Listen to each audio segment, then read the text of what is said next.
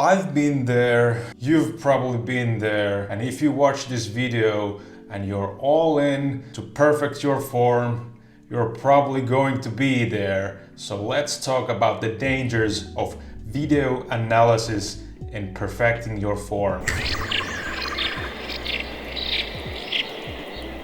The first danger is hyper-awareness. You go onto the field, you throw 100 shots and you film them and you watch each and every part of your body move the way it moves, and you know how it should move and you know how it doesn't move, and in no time you get so aware of each and every part of your body moving the way they do that you cannot concentrate on the whole anymore. You get so aware of your neck, your eyes, your ankles, your wrists and everything, and you start to worry about these mundane little things because they don't look optimal. And you start to be so aware of everything you do that you are not able to concentrate on the actual shot. So every time you're throwing a shot, even if you're alone on the field and trying to just have fun throwing frisbees, you have now become your own spectator and your own judge, your own coach, which is not optimal, because that's why people have coaches. The professionals have coaches just because there is someone else looking at them, so they don't have to concentrate on each and every minuscule part of their body moving. The coach does the work for them so they can concentrate on throwing.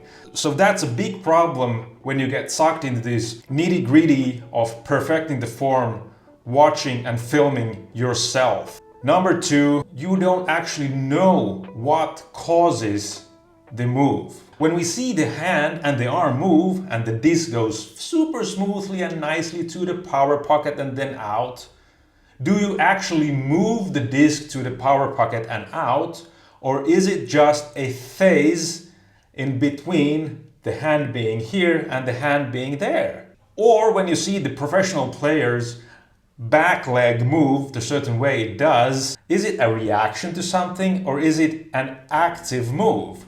Well, it is not an active move, but it sure does look like that. So if you don't know what is the action or what is the reaction to it, there's really no help in watching the videos and comparing yourself to the professionals, because you don't actually know what the professional is doing and what it then looks like. There's a big difference in action versus reaction, and the video damn sure does lie.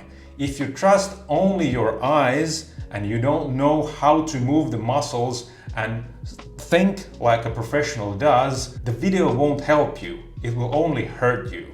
Number three, comparing to others.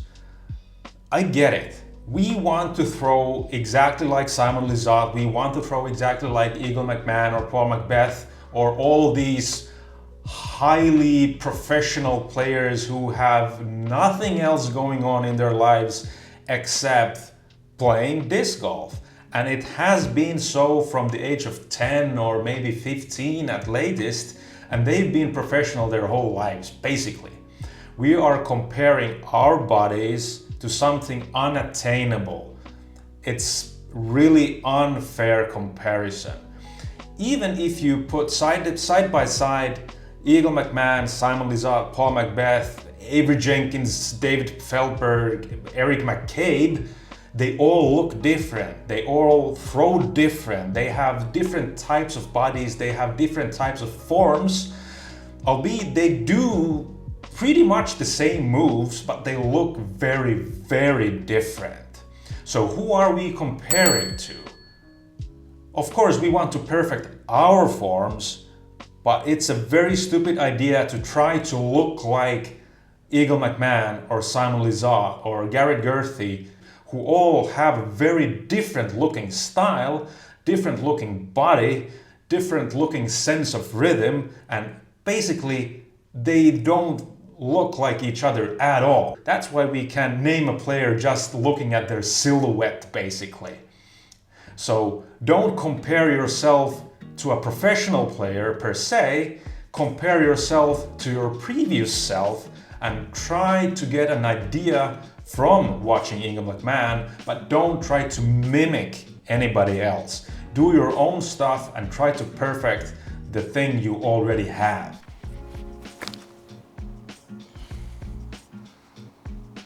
Not the level of Albert Tom, but still quite good.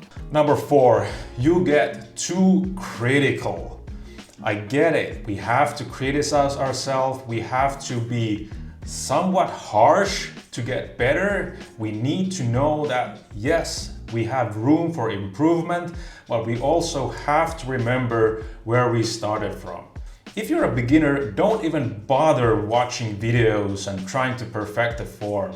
Give yourself a few months, maybe a few years, just having fun playing disc golf, because that's the best way to get better. Play with better players, go to weeklies, try to have fun playing disc golf. At some point you feel like you've hit the wall and there's no way to improve other than watching videos and filming yourself. Then you can start improving and start getting into the nitty-gritty of disc golf technique. But remember, don't be too critical of yourself, because that kills the joy and that gives too much pressure to yourself. And at one point you get sucked into the loop of just trying to get better and better. And remember, you started disc golf just to enjoy the game, not to be perfect at something.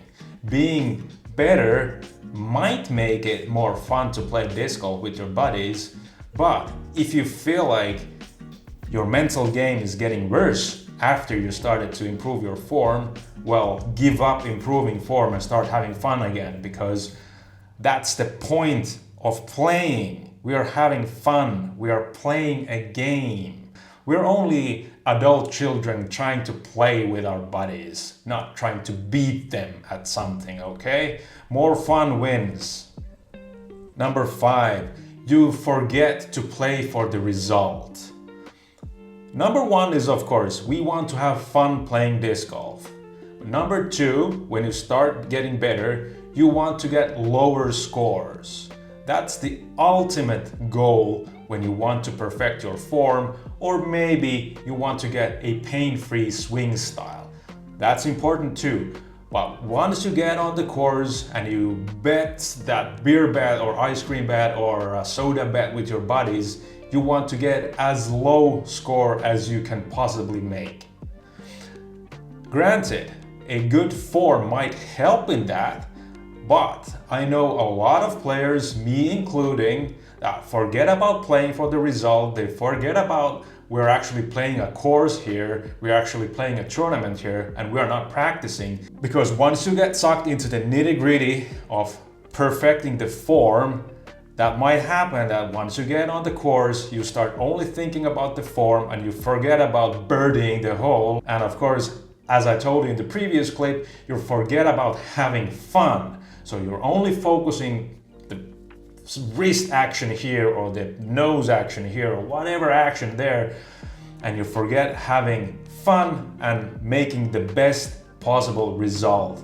There are a lot of players on the Pro Tour, major winners, A-tier winners, Elite Series winners who have a suboptimal form, but their results speak for themselves. They don't use all their energy in perfecting their form. They use their energy in playing the best disc golf they possibly can, and so should you. Oh, wow. What comes after that? Yeah, you can perfect your form, but it can come with a high price you pay of getting too critical and forgetting to play and have fun. Throw the damn disc to that damn basket, and that's all you need. Bye.